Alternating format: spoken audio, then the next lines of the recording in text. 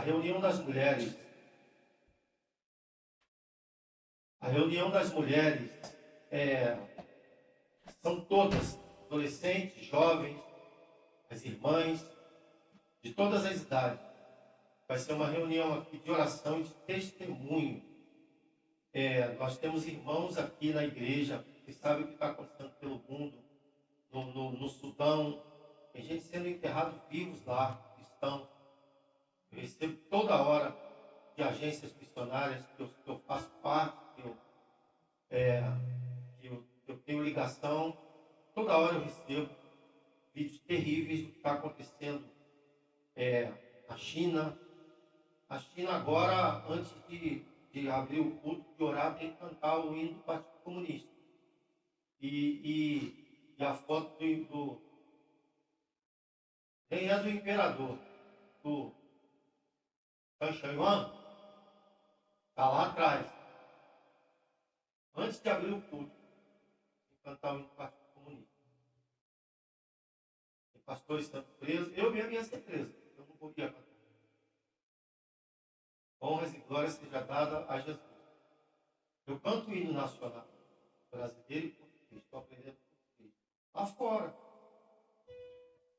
Tem nada a ver com a coisa. Mas, na Nigéria, tem uma parte da Nigéria que está sendo massacrada. Eu tenho irmãos aqui que saíram de lá e foram quase mortos. Tentativa de assassinato, invadiram suas casas, quase mataram. Então nós vamos ter testemunhos poderosos aqui desses irmãos que não negaram sua fé, mesmo diante do machado, do facão, do fuzil. Estão vivos por milagres do Senhor. Então, você que aí quer abandonar sua fé porque o pastor esqueceu, que você está tristinho porque perdeu o emprego, está tristinho porque comeu ovo a semana toda, está tristinho porque não aconteceu aquilo que você achou que ia acontecer na sua vida, e a primeira coisa que a pessoa pensa, perdeu a fé. Não vou mais para a igreja não. Você precisa ouvir essas pessoas que perderam casa, perderam filhos, perderam pai, perderam mãe, e quase perderam a vida, mas continuaram firmes no Senhor. E aí você vai ter vergonha de pensar que você está querendo largar Jesus, sair da igreja pelo que você está passando. Eu não estou minimizando o que você está passando, não. Não é isso. Eu sei que seu sentimento é legítimo.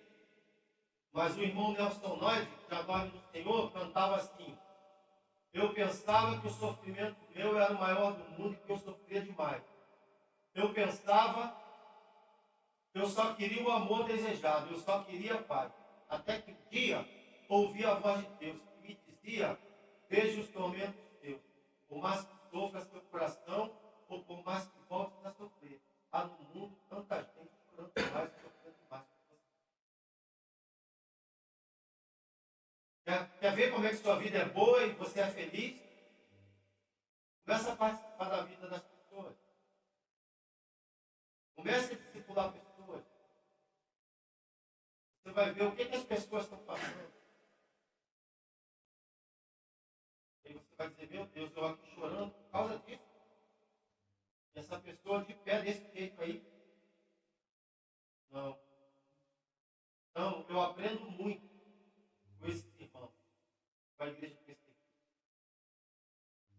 Tenho vídeos aqui no meu celular de mães assistindo seus filhos sendo enterrados vivos. E os seus algozes dizendo assim: negue a Jesus. E a mãe dizendo: não nego. Tem uns vídeos aqui. Então, em outros lugares. Eu não tenho nada contra religião nenhuma. Nunca falei de religião. Eu não sou religioso. Falo de Jesus. Jesus que me salvou. Mas tem algumas religiões que vão para o Brasil, que vêm para cá, eles constroem seus templos, suas mesquitas, na hora certa eles param para fazer suas orações, ninguém mexe com eles. Agora, se um cristão for para o país deles, é preso e morto. Essa é a realidade do mundo. Do lado de cá pode tudo, do lado de lá não pode levantado. Mas a Bíblia fala que seremos perseguidos por amor a Cristo. Você está preparado para isso? Chorando porque perdeu o emprego? Porque está em iminência de perder sua casa? Porque não comeu a picanha do mês que você está acostumado a comer? Porque a roupa que você está usando é a mesma do inverno passado? Para pensar. Enquanto tem gente dando a vida, vendo suas famílias serem dizimadas por amor a Cristo, e você aí, eu tristinho, porque esse mês fizemos a metade da feira do supermercado, não podemos fazer como fizemos no mês passado, enquanto Jesus falou em tudo dai graça, porque essa é a vontade de Deus em Jesus Cristo. E a gente não é grato por aquilo que temos, por aquilo que somos. Temos que repensar. Eu não estou pregando, não. Estou trazendo para vocês uma palavra de reflexão. Vai ter outra música antes da mensagem? Foi? Amém. Então, pare para pensar. Fortaleça a sua fé. Bom, nós vemos desde o meio do ano passado uma série de mensagens poderosas, maravilhosas. Pregamos durante 4, 5 meses sobre o livro de João, tanto eu quanto os outros pastores e irmãos aqui. Falamos no domingo retrasado sobre fé, para continuar na mesma linguagem. E temos uma pausa no final de semana passado, por causa da festa. Você está vendo aí, a gente está igual o Silvio Santos, ainda em ritmo de festa, bola para lá, decoração para cá, porque final de semana foi aniversário da igreja, um ano que a igreja foi inaugurada como igreja, a plantação da igreja, já tem 2 anos que a gente está plantando a igreja, visitando casas, visitando pessoas, mas aqui ela foi como igreja plantada há 1 ano, que nós comemoramos no final de semana passado, e nós paramos aquela linha de mensagens para dar honra aos nossos pastores do Porto e de Lisboa para vir pregar aqui. Eu dei verdade para eles pregar o tema que eles quisessem, mas graças a Deus nem precisou, que o Santo que opera aqui, o que opera lá, e a palavra está tudo aquilo que a gente está pregando. Mas nós vamos continuar na mesma pegada que a gente tem. Nós falamos no domingo retrasado sobre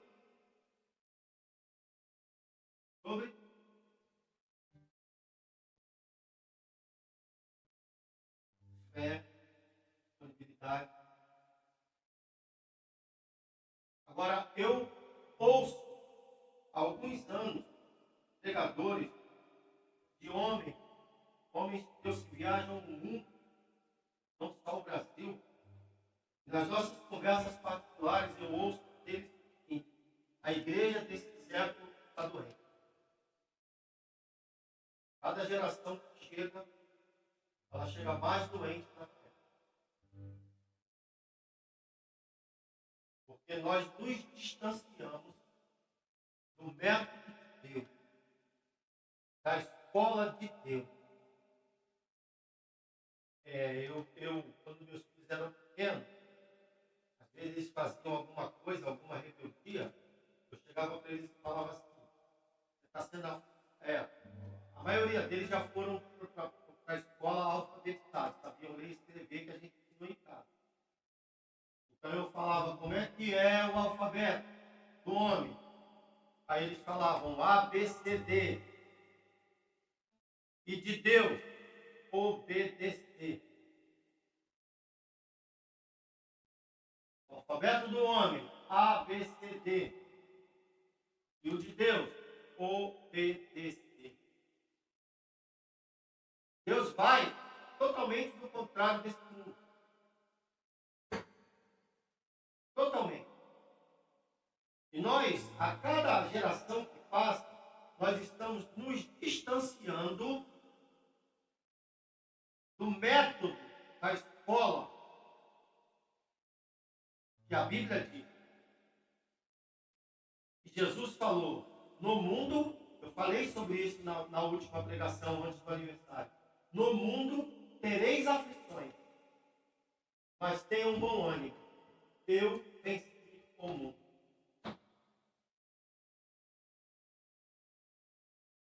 E a igreja de hoje, ela corre disso.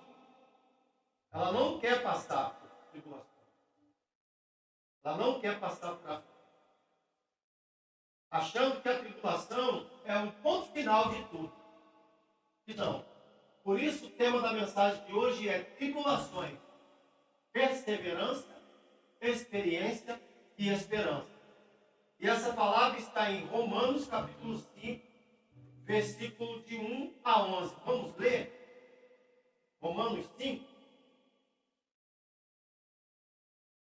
de 1 a 11. Como nós terminamos a palavra de 2 domingos atrás sobre fé, nós vamos linkar com os primeiros versículos da pregação daquele domingo. Então vamos lá. Justificados, pois, mediante a fé, temos paz com Deus, por meio do nosso Senhor e Salvador Jesus Cristo, pelo qual obtivemos também acesso pela fé a esta graça no qual estamos firmes e nos gloriamos na esperança da glória de Deus. E não somente nisto que, na fé, nós não nos gloriamos somente na fé e na graça de Deus, dizia Paulo aos crentes de Roma, mas também nos gloriamos nas tribulações. Aqui o alicate começa a verificar. A coisa começa a funilar. Nós também nos gloriamos nas tribulações, sabendo que a tribulação produz a perseverança. A perseverança produz a experiência. E a experiência produz a esperança. Ora, a esperança não nos deixa decepcionados, porque o amor de Deus é derramado em nossos corações pelo Espírito Santo que nos foi dado. Porque Cristo, quando nós ainda éramos fracos, morreu a seu tempo pelos ímpios. Dificilmente alguém morreria por um justo. Embora uma pessoa boa, alguém tenha coragem de morrer. Mas Deus prova o seu próprio amor para conosco, pelo fato de Cristo ter morrido por nós, ainda quando éramos pecadores. Logo, muito mais agora, sendo justificado pelo seu sangue, seremos por ele salvos da ira. Porque se nós, quando inimigos, fomos reconciliados com Deus mediante a morte do Filho, muito mais, estando já reconciliados, seremos salvos pela sua vida. Então, e não apenas isso, mas também nos gloriamos em Deus por meio do nosso Senhor Jesus Cristo, mediante a qual recebemos agora a reconciliação. Amém. Ao escrever a carta aos cristãos de Roma, Paulo encontra uma igreja formada por judeus e gentios, enfrentando tensões culturais, perseguições veladas, dificuldades econômicas e medo do futuro. Muitos desses cristãos haviam perdido tudo para seguir a Cristo. Nesse contexto que Paulo declara uma das verdades mais profundas da fé cristã. E não somente nisto, na fé e na graça, mas também nos gloriamos nas tribulações, sabendo que a tribulação produz a perseverança, a experiência, produz a perseverança, e a perseverança produz a experiência, e a experiência produz a esperança. Tem gente que quer pular etapas, a maioria de nós quer pular etapas. A gente quer ser perseverante. Quem não quer ser perseverante aqui? Perseverança não é teimosia. Teimosia é quando você está errado e alguém sai desse lugar. Para de fazer isso. Para de proceder assim. Não se mete nessas coisas. Não se mete com essa pessoa. Não gaste seu dinheiro desse jeito. Não compre o que você não precisa. E a pessoa continua fazendo. É teimosia. Perseverar é acreditar E mesmo se todas as circunstâncias disser ao contrário, você continuar firme naquilo que você está acreditando. E no contexto agora é na fé em Jesus Cristo. Isso é perseverar, é dar continuidade. Não importa o que você esteja passando. Você está firme no propósito de continuar no Senhor. E as pessoas querem ser perseverantes. As pessoas querem adquirir experiência. E as pessoas querem ter esperança. Mas não querem passar por tribulações. Ou não quer passar por tribulação. E não tem como ser perseverante, experiente e ter esperança se não passar por tribulação. E por que a igreja desse século está ficando doente?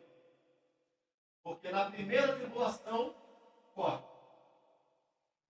Ou sai da presença de Deus de vez, ou fica na igreja fugindo do propósito. E aí, a obra, aquela boa obra que a Bíblia diz, que aquele que começou, não pode ser completa. E a gente fica deformado espiritualmente. Na raiz do grego, quando ele falou esse versículo, tribulação vem do grego pipsilis, que é pressão extrema, aperto, aflição. Não é o que eu estou passando. Não é o que você está passando. Você está passando pressão extrema? Você pode estar sofrendo por alguma coisa. Você pode estar sendo atribulado por alguma coisa. Mas ali foi além disso, pressão extrema. Não tem alívio. Não tem refrigério. Era isso que os crentes de Roma estavam passando. Tanto os romanos, os judeus e os gentios. Ora, irmãos, Roma pegava os cristãos, betumava eles, passava óleo, pendurava no poste e acendia de noite para iluminar as estradas. Só você estudar. Eu costumo dizer para os meus amigos assim, eu não sei como é que tem crente que vai lá em Roma, chega diante do Coliseu e fica assim. Eu, quando chegar lá, eu vou chorar. Porque Apocalipse 17 diz que aquela cidade está banhada do sangue dos santos.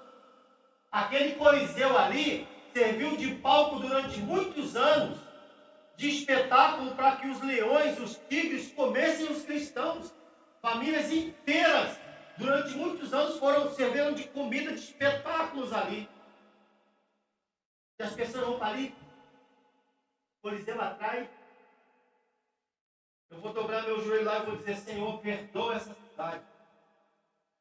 Porque o sangue dos santos que morreram ali, Apocalipse diz que está clamando dia e noite debaixo do trono de Deus, dizendo, até quando, ó Santo Dominador, não julgarás o nosso sangue, o sangue dos nossos irmãos, foi derramado sobre a terra pelo teu nome. E ouviu-se uma voz do trono que dizia, espere por mais um pouco, até que se complete o número de salvos e redimidos sobre a terra. Mesmo mortos, o sangue está clamando. E era isso, esse contexto que Paulo escreveu para aquela igreja. E Paulo disse, vocês estão passando por tribulação, a tribulação produz a perseverança. Ontem eu estava lendo um artigo que me deixou muito feliz. Na verdade, eu já tinha percebido hoje. Sabe quais os países onde as igrejas mais crescem no mundo? As igrejas, os países onde as igrejas são perseguidas. Ontem eu vi uma multidão inteira, um vídeo, na Nigéria. Milhares de pessoas na rua, cantando e adorando o Senhor.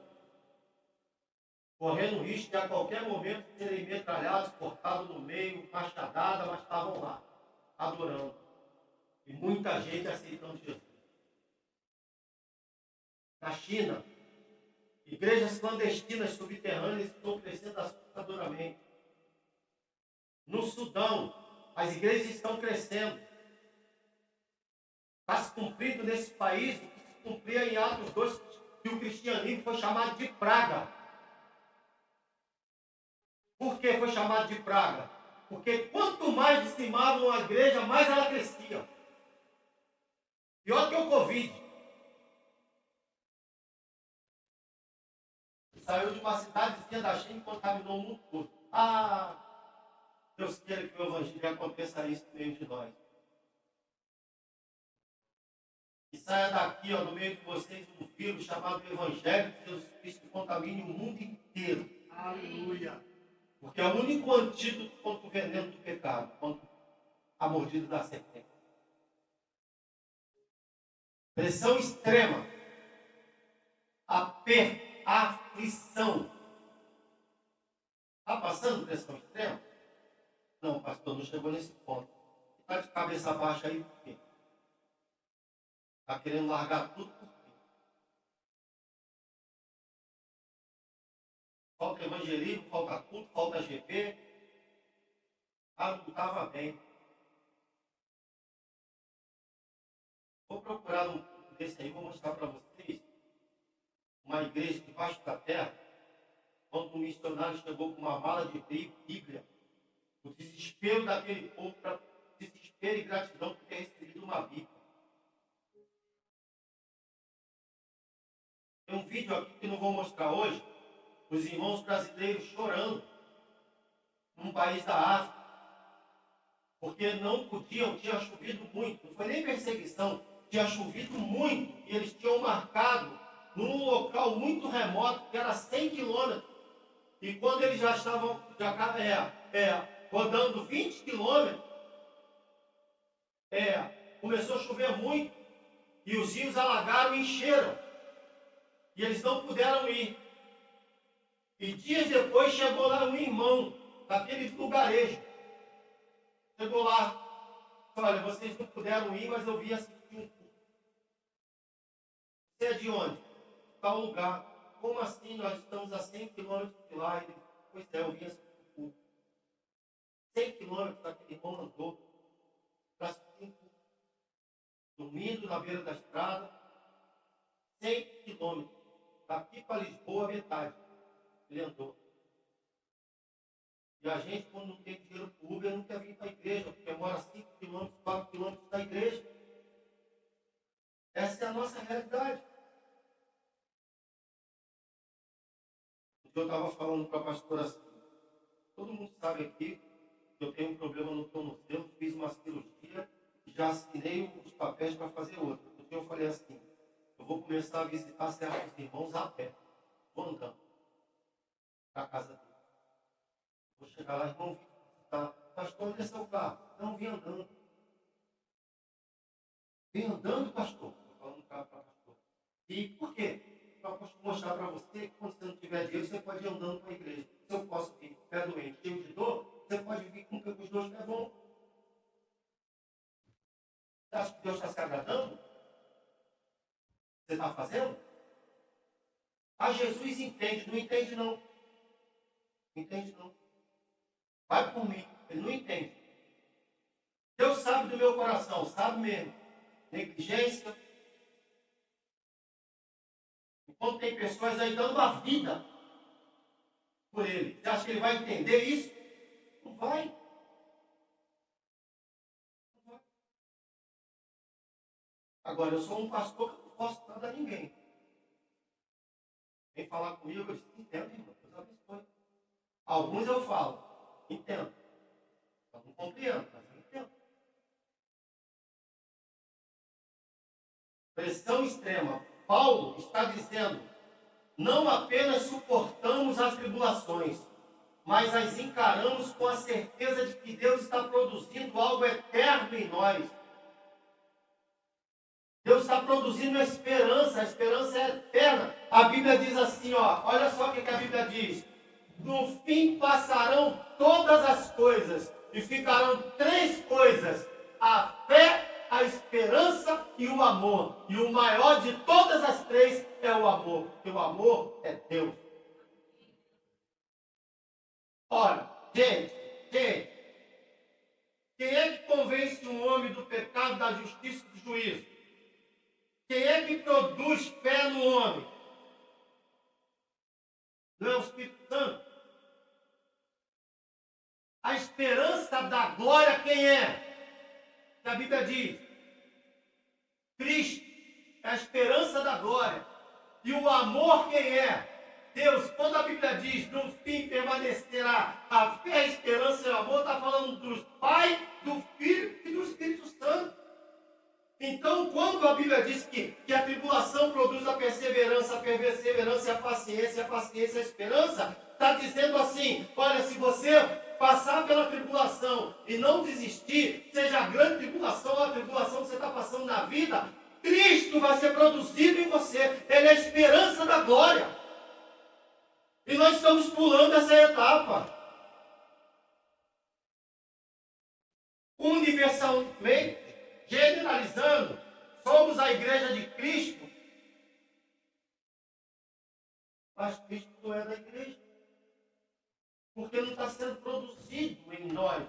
Estamos correndo as tribulações. É inerente. Hoje vamos compreender como Deus usa a tribulação para produzir. Antes disso, eu vou falar uma coisa para você. Nós já pregamos aqui sobre a morte e a ressurreição de Jesus.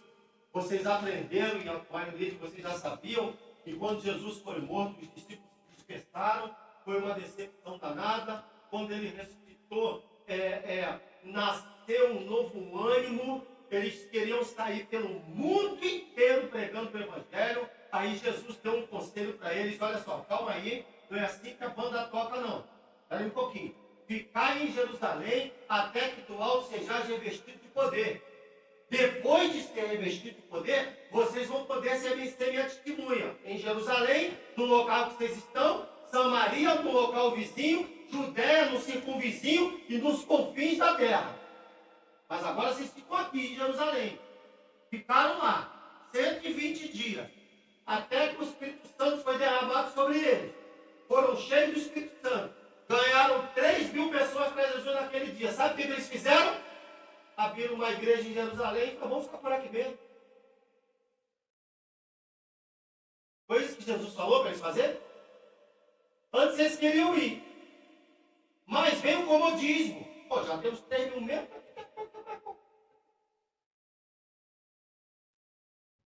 Veio o comodismo. Aí Deus olhou e disse: legal. Tiago é o pastor, Pedro apóstolo, todo mundo em Jerusalém. Aí Deus deu uma catucada no Pedro, salvou Cornélios, a família de Cornélios, escravos de Cornélios, que não eram judeus, mas Pedro entendeu a mensagem, mas fugiu do propósito. Aí Deus salvou, levantou um cara chamado Saulo de Tarso. Deus pegou a tribulação, a perseguição, moldou, fez uma bola de boliche, olhou para a igreja e Deus deu um strike na igreja. Quem gosta de boliche? Strike é quando os pinos voam para tudo quanto é lado, todos eles de uma vez.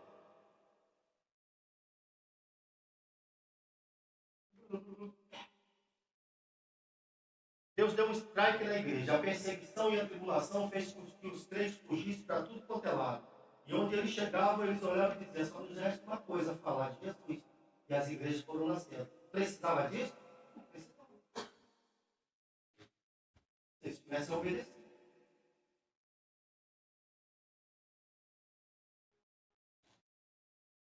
Vamos hoje compreender como Deus usa a tribulação para produzir perseverança, experiência e esperança. E no final, veremos que a tribulação não é o fim. Ela é uma ponte que nos leva direto para o amor incomparável de Deus revelado na cruz. Eu não costumo falar isso não, mas diga para o irmão que está do seu lado: a tribulação não é o fim. Está vendo? Você está está passando agora não é o fim. Você não pode correr disso. Agora, você tem que aprender a discernir. Se você está passando tribulação ou se você está passando luta. Por consequência de algumas coisas que você fez. Ora, se eu sou um jovem que não quero obedecer meus pais, bato de frente com minha mãe, desobedeço minha mãe, bato de frente com meu pai, desobedeço meu pai, vai chegar uma hora que o meu pai vai falar assim: meu filho, eu te amo muito, mas não dá mais para você ficar na minha casa não. Você está desestabilizando o meu lar. Eu e sua mãe já não estamos mais dando bem por causa de você. E a mãe geralmente quer proteger, o pai quer ensinar. Teus irmãos já estão começando a falar assim: por que o papai não toma providência? Já que você quer viver a vida que você está vivendo, vai procurar um local para você viver. E o moleque orgulhoso, em vez de pedir perdão ao pai, vou mesmo. Principalmente se ele tiver um emprego. Aí perde o emprego, não pode mais pagar, não pode mais comer, não tem mais renda. Em vez de ser humilde e voltar para casa, estou falando do menino de 18, 19 anos, aquele que está começando a vida, vai tentar as coisas e vai passar sarjeta. E se for crente, diz que Deus está provando. Não está provando não. Você arrumou luta para a sua vida. A palavra para você é: lembra de onde caíste, volta e arrepende-se. Isso não é tribulação nem provação, é luta que você arrumou. Bate de frente com o teu patrão o tempo todo, o tempo todo, o tempo todo, o tempo todo. Uma hora você vai perder seu emprego. Está sendo perseguido no trabalho? Eu também já fui. Sabe o que eu fiz? Fiquei quietinho e comecei a procurar outro emprego. Assim que saiu, eu olhei para o meu algoz assim: tchau e benção. Ué, vai embora por quê? Porque você só vive. Não, eu preciso de você, vou aumentar seu salário. Olha só, quero falar uma coisa para o senhor, Rui. Lá eu vou ganhar menos, mas vou ter paz. Tchau e benção. Eu não sou seu filho, se eu falar comigo daquele jeito que eu falava. Mas eu não podia fazer isso antes. Eu sou um pai de família. Então eu tenho que ter sabedoria e domínio próprio para agir no tempo certo, na hora certa, no momento certo. A não ser se Deus falar comigo: sai daí que eu vou dar um jeito para você. Aí é outra coisa. Deus não falou? Aguenta aí. Se prepara. Olhe por outra porta. Corra atrás. Mas é engraçado que nós crentes, quando a gente começa a passar por tribulação, a primeira coisa que a gente pensa é sair da igreja.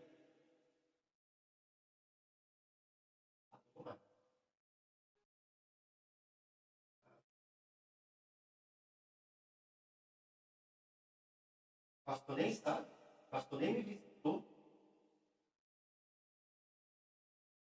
Um dia eu falei para o irmão assim: meu irmão, já jogou alguma bola de cristal? Você já viu invocando alguma coisa para a bola acender e falar assim: como é que está o irmão João Carlos? Não.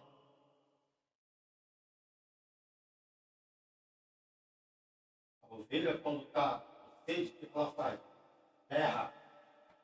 Quando está com fome, o que ela faz? Terra. Quando está em perigo, o que ela faz? Terra. É lógico, o pastor tem que ser atencioso, tem que ir atrás, tem que visitar. Isso aí é sine qua non. Tem jeito. Mas se você está passando por alguma coisa, vocês têm um pastor que a porta dele está aberta o tempo todo, a hora que for. Está sozinho, o que quer? Está sofrendo pressão, o que quer sozinho? Está sem orientação, sem conselho, o que quer? E acha que vai resolver sozinho. Paulo disse que o crente de Roma começa a funcionar. Então veremos que a tribulação não é o fim. A tribulação produz a perseverança. No grego, hipononé, permanecer debaixo, resistir sem fugir. Quando Paulo disse, a tribulação produz hipononé, Resistir sem fugir. Deixa eu falar uma coisa para você. Perseverança não nasce em dias fáceis. Ela é forjada quando somos apertados e pressionados. Não quando temos respostas. E ainda assim permanecemos na fé. No mundo greco-romano, hipononé era uma virtude dos soldados que ficavam firmes mesmo quando o inimigo avançava. Paulo usa exatamente essa palavra. Prestem bem atenção. Nas guerras, quando Roma invadiu o mundo todo, conquistou o mundo todo. Mas eles encontraram resistência em muitos lugares. E iam perder. Principalmente nos bárbaros, nos vikings. Eles eram muito resistentes. Mas existia uma palavra no meio do exército romano. Quando os generais, os centuriões, viam que os soldados iam desmorecer, eles começavam a gritar entre eles: hipononé, hipononé, hipononé. Quer dizer, permaneçam firmes, não recuem, vão em frente, vão em frente. Foi assim que conquistaram o mundo. E Paulo usou essa palavra. A tribulação produz hipononé, resistência. A Segunda Guerra Mundial,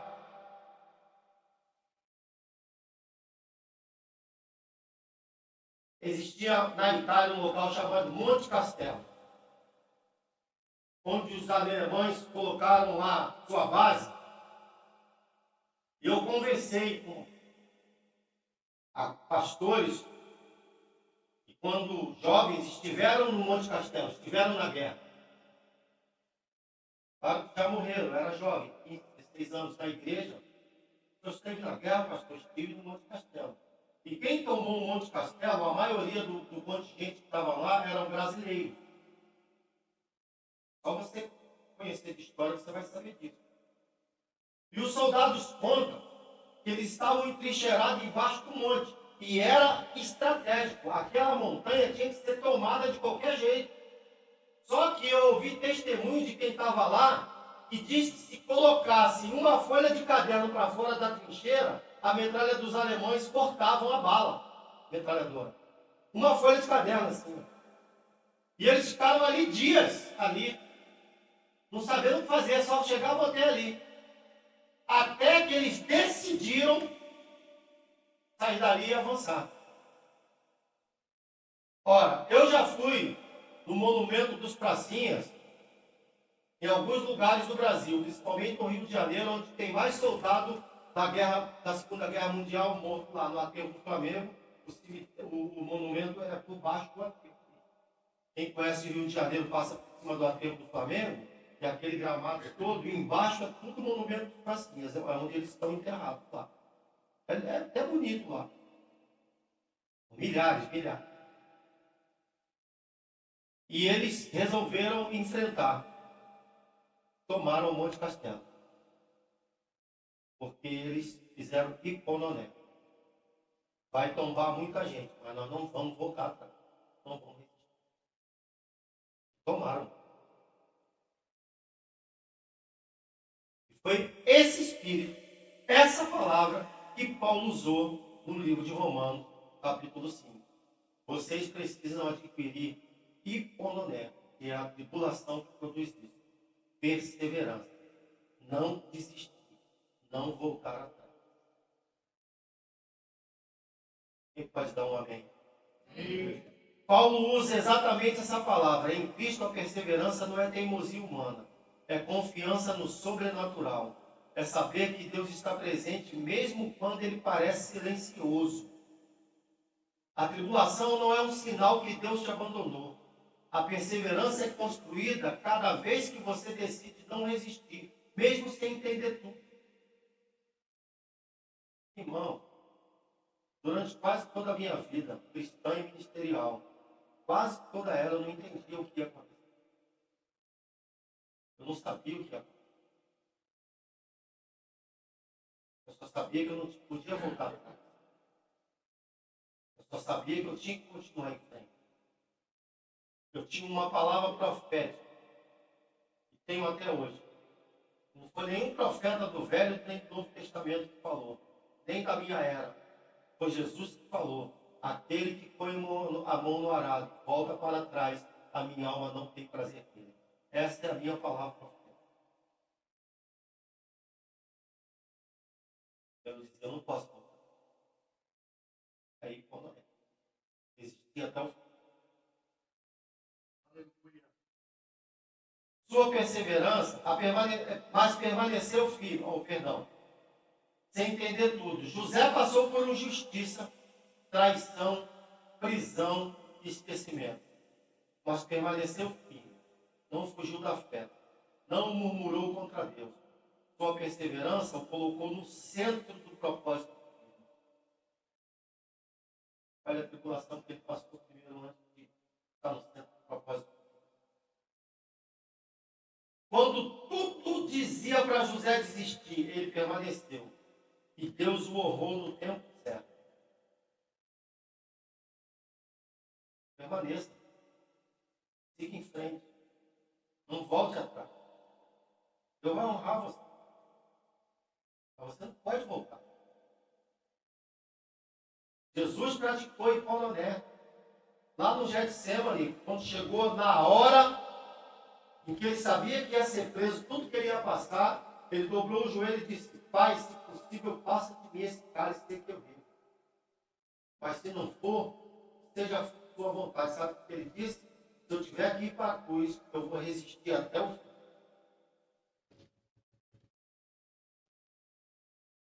E nós, vermezinho de Jacó, povozinho de Israel, temos a petulância, a pretensão de dizer assim: não quero mais não. Trocando o que é perecível pelo que é eterno. Não pode. Fundamento 2. Perseverança produz a experiência. Versículo 4, no grego, da raiz desse versículo é dokimé. Caráter provado, virtude testada, maturidade comprovada. Por isso que nós temos uma igreja imatura ao redor do mundo do dia de hoje. Principalmente nos países onde o evangélico tem liberdade para pregar. Uma igreja totalmente imatura. Por quê? Porque não consegue adquirir maturidade. Porque na primeira pressão que sofre, corre. Tem gente que pula de igreja em igreja. Sabe por quê? Chega um casal aqui. Oi, tudo bem, pastor? Adorei essa igreja, gostei do louvor, a palavra maravilhosa, a poementa maravilhosa. Opa, tudo bem? Como é seu nome? Caleb. Tudo bem? Como é seu nome? Evelyn. Evelyn, nós temos aqui um programa de discipulado. Funciona assim, é vida na vida. No primeiro discipulado, eles não voltam mais. Porque eu desculpo que o Caleb gosta de olhar para a mulher na rua, que eles têm um relacionamento livre, que cada um pode sair com quem quiser. Não, estou dando um exemplo.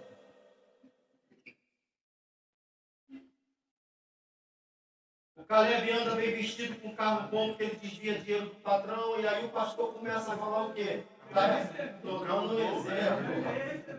Não. Aí, o pastor vai na Bíblia. Não, a Bíblia não fala assim não, seu Caleb. Só tem que... Eu olho para o braço da esposa, eu vejo uns roxeão. O que foi isso aqui, mano? Caí da escada. Marca certinha dos 5 dedos do Caleb. Eita, mas a escada tem mão, irmão? A escada tem mão agora? E aí vai para o discipulado. Vai para o discipulado. O que a Bíblia diz? Assim como é santo aquele que vos chamou, sede também vocês santos em toda a vossa maneira de viver. São noivos, a gente descobre que estão dormindo juntos. Não, irmão. Você quer dormir com ela? Casa, transforma ela em sua esposa. Eita, vou para outra igreja. Não vou ficar nessa igreja, não. E fica pulando de igreja em igreja. Olha, eu sou um pastor ruim, tá? Eu chego para a noiva e falo assim: quanto tempo vocês têm de noivo? 5 anos. E até quando você vai ficar com esse sem vergonha que está usando você há 5 anos que botou aliança na sua mão esquerda? Larga esse cara, tem gente boa aqui na igreja que vai amar você, vai você fazer de esposa. Eu falo. Eu falo mesmo. 5 anos.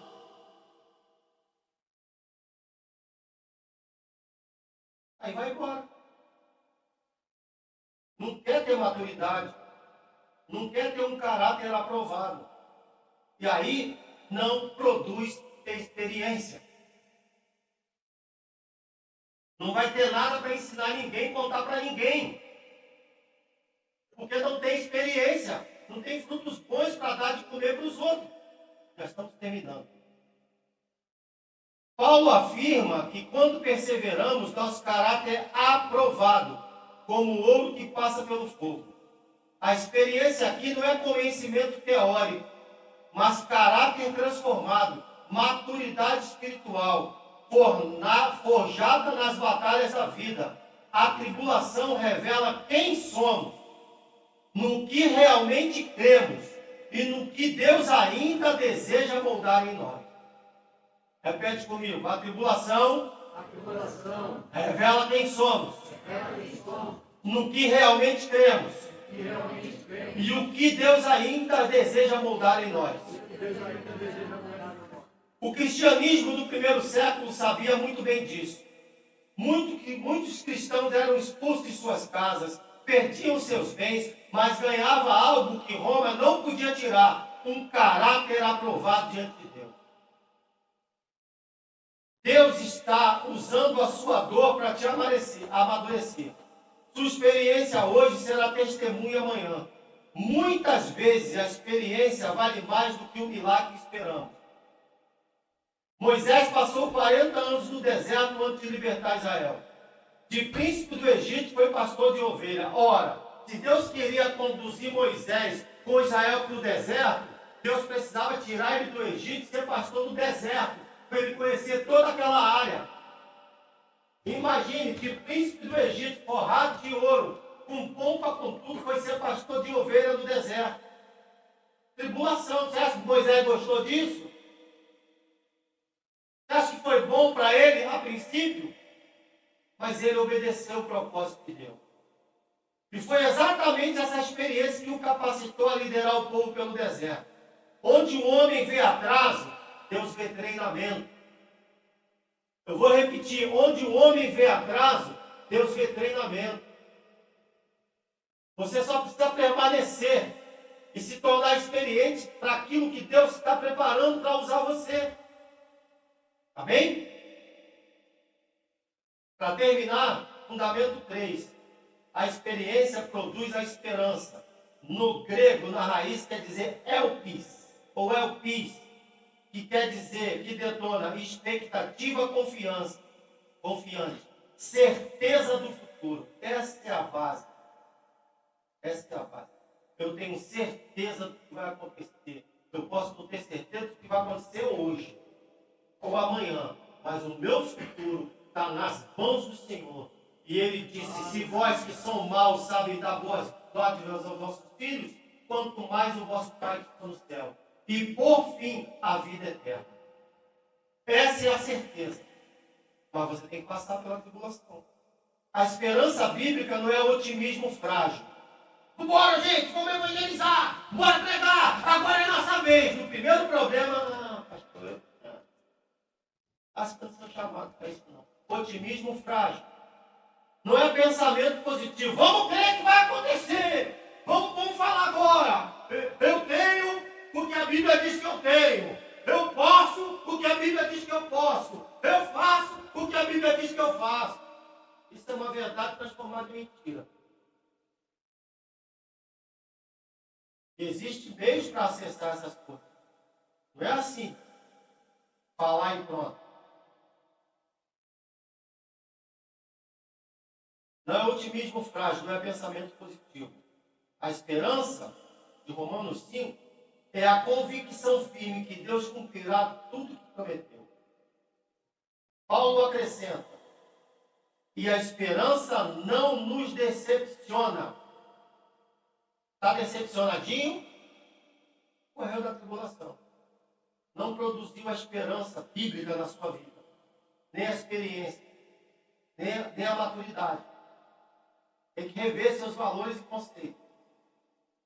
Lamber suas próprias feridas.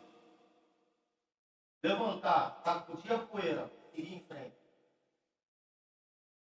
O pastor pode te ajudar, a igreja pode te ajudar, mas salvação é individual. É igual o cartão de crédito, pessoal e intransferível. Não dá. Meu pai era militar, dizia assim, duas coisas que não empresta a ninguém, arma e esposa.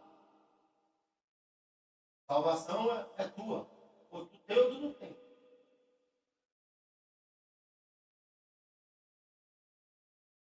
Paulo acrescenta, a esperança não nos decepciona. Por amor de Deus, o amor de Deus foi derramado em nossos corações pelo Espírito Santo.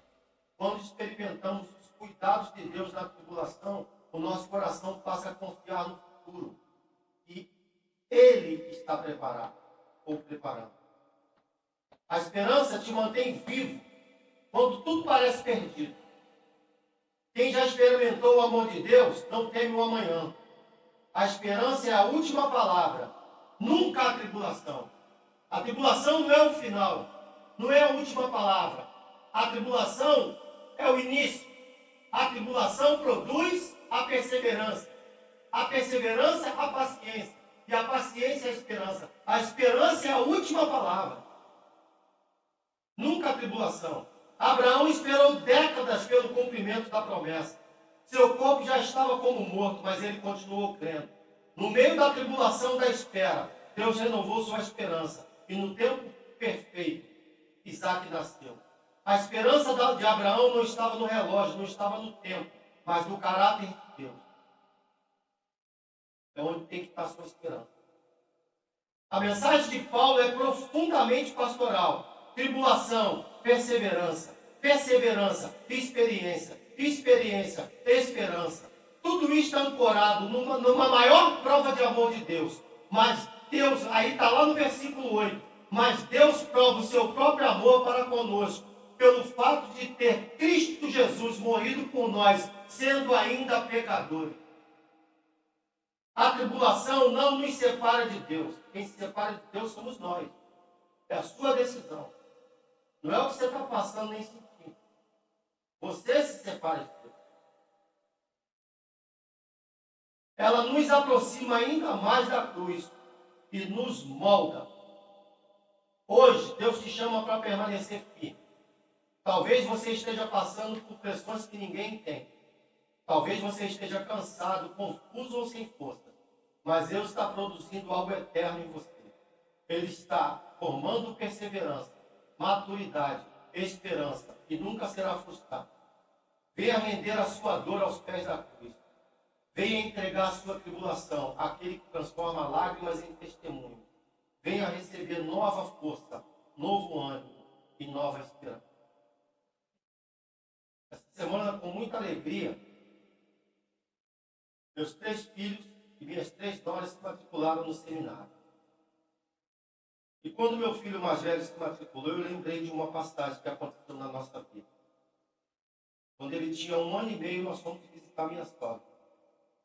Minha sogra tinha a mania de espalhar naftalina pela casa toda. É aquela bolinha que afasta barata, pica, tudo. No Brasil o nome é naftalina.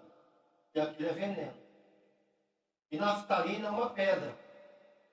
Você bota no ralo, fica jogando água ali 1 semana, ela não quebra, ela não dissolve, ela vai se desfazendo sozinha.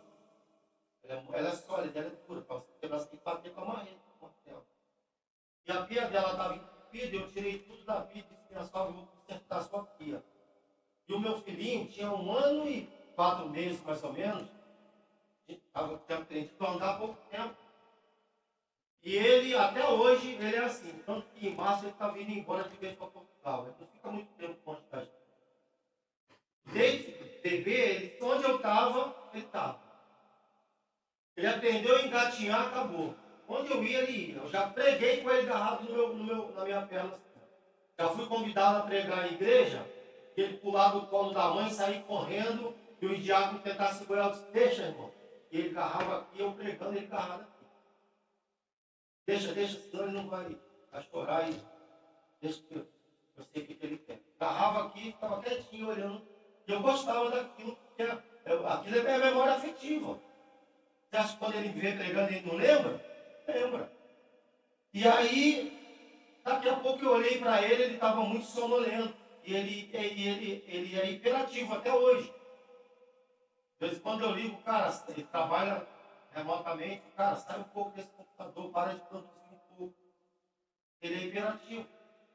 E ele estava muito sonolento e eu desconfiei. Falei, Deus, não é assim? E quando cheguei perto dele, o cheiro de naftalina saiu da boca dele. E carrei ele, fiquei no carro e levei para o hospital. Ele tinha engolido 3 bolas de naftalina. Uma estava parada no esôfago. 2 tinham descido para o estômago. E paz, meu médico falou que o suco gástrico não ia desfazer. E ele disse, nós precisamos operar seu filho hoje, agora, urgente. E ele tem 1% de chance de sobreviver. 1%. Eu disse, onde que eu assino? Você precisa assinar para a cirurgia dele. Eu disse, não, onde é que eu assino para tirar meu filho? Você não pode fazer isso. Eu disse, claro que posso, vou fazer. Ele tem 1% de chance de viver na sua mão, ele tem 100% de chance de viver nas minhas mãos. Porque na minha casa eu vou apresentar a ele a um Deus que tudo pode. Onde é que eu assino? Eu tenho responsabilidade, levei meu bebê para cá. Só tinha ele. E ele já chegou, Eliane chorando, nós fomos para o quarto, dobrei o joelho, levantei ele e disse, Senhor, eu sei que ele não é meu, eu sei que ele é teu, mas eu tenho promessa. Eu programei esse menino 10 anos da minha vida, antes de conhecer ele, eu sabia. E a minha esperança, a minha fé, não me deixa acreditar, com 1 ano e poucos meses, que o Senhor vai tirar ele de mim. Eu tirei ele do hospital porque eu creio mais no Senhor do que 1% do médico. Opera na vida do meu filho. Essa é a minha esperança. Meu filho abriu o olho e disse, papai, desculpa. Eu entendi pelo Espírito, tirei a fralda dele, e o médico disse que ele não ia expelir pelas fezes, principalmente a que estava grudada no esôfago. Estava lá 2 bolas de naftalina e uma só hospedada. Aleluia. Ele foi se recuperando. 1 hora da manhã ele estava correndo pela casa, doidão. Correndo para lá, correndo para cá, e eu entendi o que eu devia fazer. Peguei ele, fiquei no carro e levei para o hospital de volta. Levei ele para o hospital de volta. Estava lá o mesmo plantão. Foi à noite. Quando ele entrou na sala do médico, ele já entrou correndo. O médico olhou e disse, esse é o Mateus? É o Mateus. O que você deu para ele? O que eu vim dar para o senhor. Eu dei para ele o chá da raiz de Jessé. Ele disse, eu nunca aprendi isso na medicina. Porque não está na medicina, não está na ciência. Está na Bíblia. O chá da raiz de Jessé, a raiz de Jessé é Jesus. Filho de Deus. Olha, meu filho está aqui, doutor, e eu vim trazer para o Senhor ver que Deus pode todas as coisas. E o médico disse para mim, eu era cego, mas eu estava dando para você, Senhor, nunca lá, nunca disse. Quando meu filho pulou no seminário, eu lembrei disso. Porque Cristo é a esperança da glória. Aleluia. Você não pode abandonar a sua fé. Mesmo com pressão extrema. Você tem que continuar. Você tem que abrir seu coração para Jesus. Se você ainda não aceitou Jesus nesta manhã, nós vamos participar da ceia do Senhor e depois eu vou fazer uma pergunta. Se você quer entregar a sua vida nas mãos de Jesus, não importa como você entrou aqui, Ele vai transformar a sua vida. Ele vai transformar a sua família. Ele vai abrir as portas para você. E mesmo se Ele não abrir, Ele vai continuar sendo Deus. Porque tudo isso que está aqui na terra vai perecer um dia. Deixa eu falar uma coisa para você. Um dia vão vestir uma roupa em você que você não gosta. Vão levar você para um lugar que você não quer. Para enterrar você, para me enterrar. Tudo que você brigava vai ficar. Tudo que você fazia questão vai ficar. Um dia depois, outras pessoas já estão usando seu carro, sua roupa, morando na sua casa. Podem estar até chorando, mas vão usar. Então vamos valorizar o que é eterno. Amém? Vamos adorar o Senhor. Enquanto se preparam, vamos ver o vídeo do nosso pastor.